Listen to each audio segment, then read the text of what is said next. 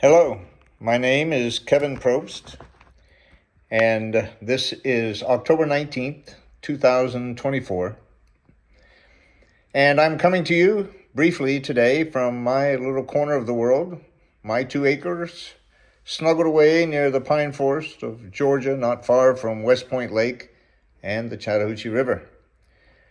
From here, I daily watch and mourn the demise of Western civilization and occasionally add my 2 cents into the conversation about how we as Christians ought to react to what is happening all about us. Americans are in the process of choosing their next president, and although many are feeling extremely anxious about our election, Christians enjoy a peace which passes all understanding. I just returned from the courthouse here in my hometown of LaGrange, Georgia. I've had some thoughts since doing my patriotic duty this morning.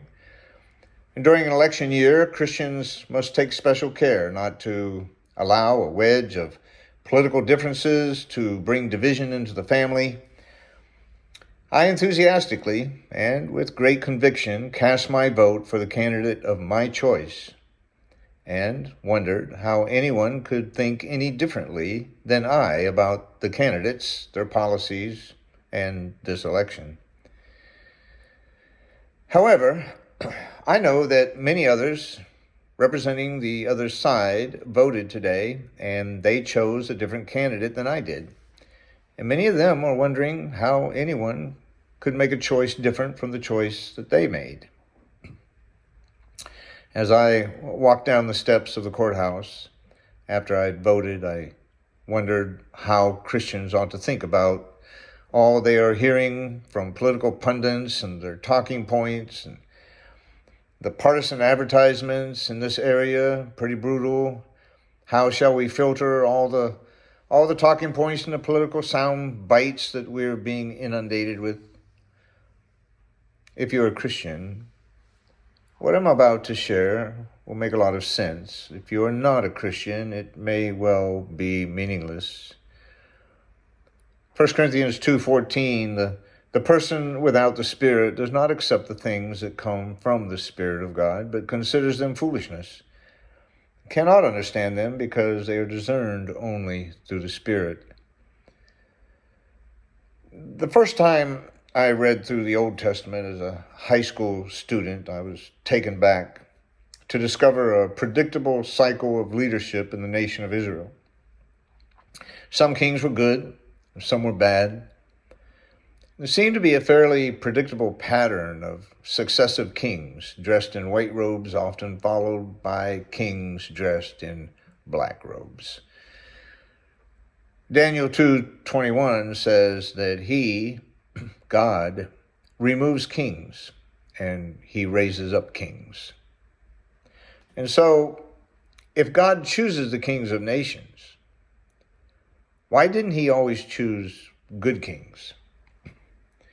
As I got older, I realized that what God intended for the nation of Israel was not at all affected by whether the king was good or evil.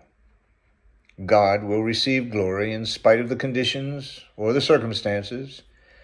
And when God blesses those who are obedient, he receives glory. And when God judges those who are disobedient, he receives glory.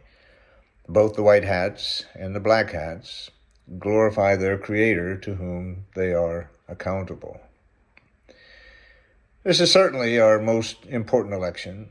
Only those who are completely disconnected or totally apathetic are failing to see the dark clouds gathering on the horizon.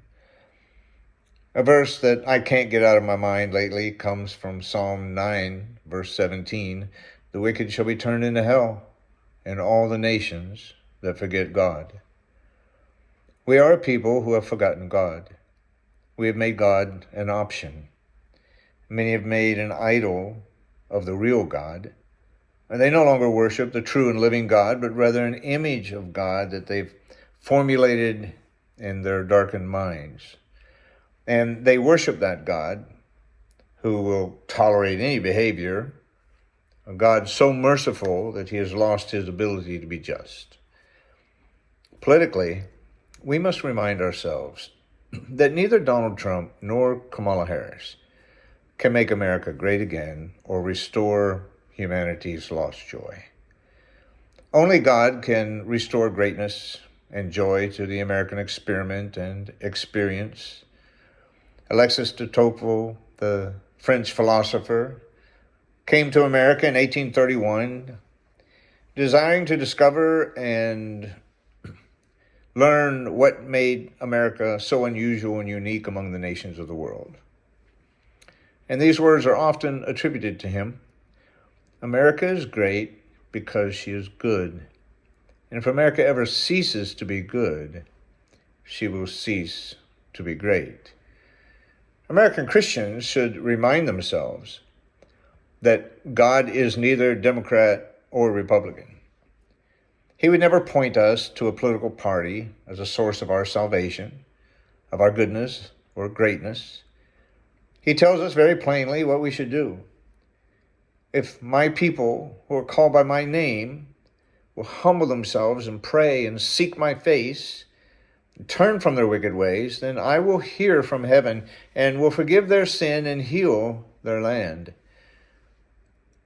Our sovereign, immutable, and unchanging God remains in control in spite of who will be our next president. He may choose to judge us. He may extend mercy to us.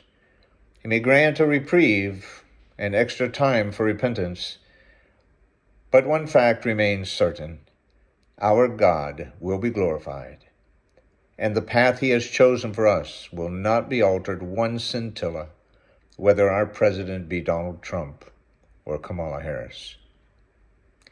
Thank you so much. I'll see you next time.